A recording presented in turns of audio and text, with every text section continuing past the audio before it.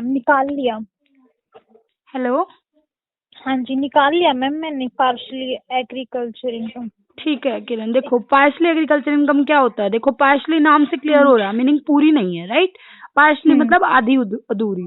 हो सकता है ये पूरी, मतलब हो सकता है 70%, हो सकता है 60%, हो सकता है 40%। अब हमें ये कुछ नहीं पता, बट हमें नाम से इतना क्लियर हुआ है कि जो एग्रीकल्चर इनकम अभी तक हमने इससे पहले पढ़ी थी वो पूरी टोटल एग्रीकल्चर इनकम थी, राइट। लेकिन अभी जो हम बात करने जा रहे हैं वो है हमारी पार्शली मतलब आधी अधूरी। क्लियर? ओके। यस, इसी का दूसरा नाम होता है कंपोजिट इनकम, भी इसको बोलते हैं। Sometimes there is a composite income, मतलब इकट्ठी इनकम होती है जिसमें कुछ हमारी एग्रीकल्चर इनकम होती है और कुछ हमारी नॉन एग्रीकल्चर इनकम होती है। अभी हमें ये कैसे फाइंड आउट करना है कि कौन कितनी एग्रीकल्चर है कितनी नॉन एग्रीकल्चर है, ये हम कुछ पॉइंट लर्न करेंगे, जिसमें से हमारी जो एग्रीकल्चर इनकम होगी उसके ऊपर टैक्स नहीं लगेगा, बल्कि जो नॉन एग्रीकल्चर इनकम होगी उसके ऊपर टैक्स लग जाएगा। ठीक है, लगेगा। हाँ।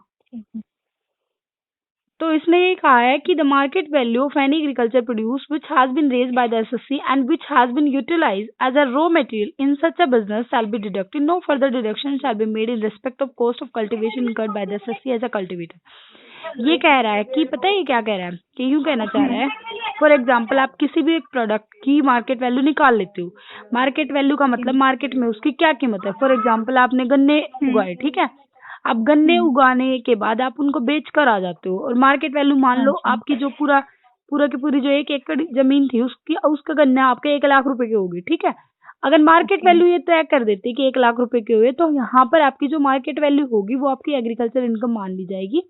इसमें आप फिर फर्दर ये नहीं जोड़ोगे कि 1 लाख रुपए के गन्ने हुए, उसमें 50,000 हमारा खर्चा हुआ था इसलिए 1.5 लाख रुपए हमारे टैक्सेबल नहीं होंगे, राइट। ऐसा कुछ नहीं है। अगर आप मार्केट वैल्यू निकाल लेते हो तो फिर उसके ऊपर कल्टीवेशन वगैरह का खर्चा वो चीज ऐड नहीं होगी, राइट। उसकी कोई डिडक्शन नहीं मिलेगी आपको। एक बार मार्केट वैल्यू की डिडक्शन मिल जाएगी एक तरीके से, है ना। अब ये कह रहा है कि मान लो फॉर एग्जाम्पल ऐसा भी तो हो सकता है कि जो मार्केट वैल्यू है, मान लो कुछ में तो ये है कि मार्केट वैल्यू सीधा ही आप बेच कर आ रहे हो तो वो आपकी मार्केट वैल्यू निकल जाती है। अगर वो मार्केट वैल्यू अगर ऐसे ना निकले तो हम कैसे निकालेंगे, ये कह रहा है। तब आप कैसे निकालोगे, जो आपने कल्टीवेशन के ऊपर खर्चा किया है वो चीज डालोगे। अगर मान लो आपने कुछ रेंट वगैरह पे किया है, जिस लैंड पर आपने उगाया है उस पर रेंट पे किया, मीनिंग जो खर्चा आपने लगाया वो, ठीक है, वो हो सकता है आपका कल्टीवेशन का है, हो सकता है आपका लैंड का है। प्लस उसमें आप क्या डालोगे, जो असेसिंग ऑफिसर आपको बता रहा है कि ये आपका रीजनेबल प्रॉफिट होगा, वो चीज ऐड करोगे। और जैसे ही आप तीनों पॉइंट को ऐड कर लोगे वो आपकी मार्केट वैल्यू कंसीडर की जाएगी। ठीक है, समझ में आई मेरी बात? समझ में आया ना। जैसे कि अगर मैंने बता दिया नॉर्मली अगर गन्ना आपका क्या, एक बार ये वाला पॉइंट तो बताना। ठीक है मैं बता देती हूँ। जैसे आपका नॉर्मली आपका गन्ना बिक गया 1 लाख रुपए का, सीधी मार्केट वैल्यू निकल गई डायरेक्ट, जो आपकी सेल वैल्यू है, राइट।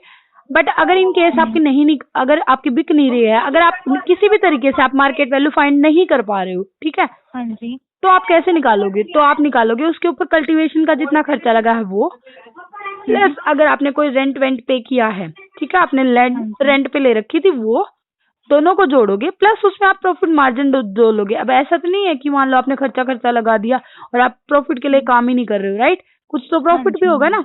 ऐसा तो नहीं है कि जितना मान लो आपने 50,000 रुपए की उस एकड़ जमीन पे लगा दिए और आप 50,000 रुपए के ही बेच के आओगे। ऐसे तो पागल नहीं हो, है ना। कुछ ना कुछ प्रॉफिट मार्जिन उसमें भी ऐड करते हैं ना जब उसको बेचने जाते। तो यहाँ पर क्या करोगे, उसमें आप प्रॉफिट मार्जिन जोड़ोगे, लेकिन प्रॉफिट मार्जिन आप उतना ही जोड़ोगे जितना कि असेसिंग ऑफिसर आपको परमिशन देगा, ठीक है, उससे ज्यादा नहीं जोड़ोगे। हाँ, तीनों को जोड़ के फिर आपकी ये मार्केट वैल्यू निकल जाएगी। ठीक है, समझ में आया? हाँ, ये आपकी एग्रीकल्चर इनकम मान ली जाएगी।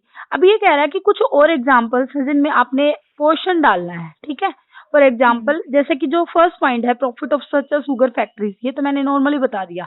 शुगर फैक्ट्रीज का तो यही होता है, मार्केट वैल्यू या तो आप बेच कर आते वो होती है, या फिर यही कल्टीवेशन वाला जो मैंने अभी बताया, ठीक है। जो आपका सेकंड पॉइंट है income from growing and manufacturing of T, इसके अंदर क्या लर्न करना है ये। अगर आपको दो चीज गिवन है, मतलब चाय से आप चाय को ग्रो कर रहे हो, चाय को मैन्युफैक्चर कर रहे हो।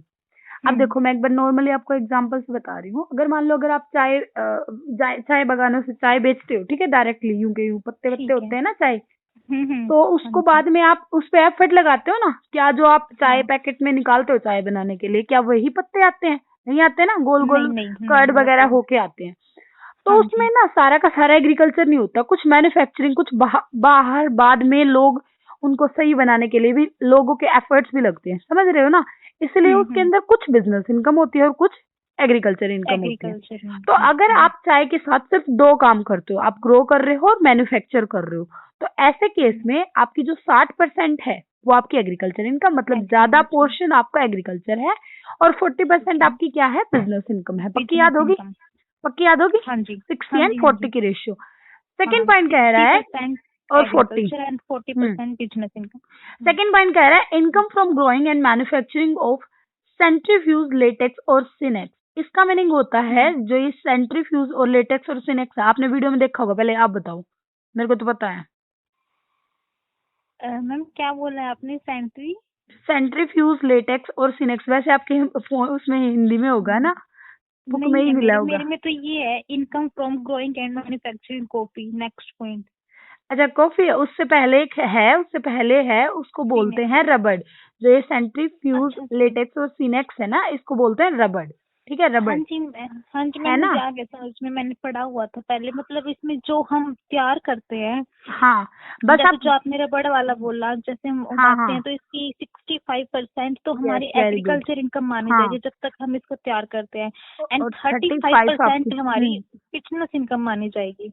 हाँ, इसमें ना और भी इससे ज्यादा, चाय से भी ज्यादा इसमें आपकी बिजनेस वो एग्रीकल्चर इनकम मानी जाएगी, 65 और 35। ठीक है। उसके बाद आता है कॉफी का।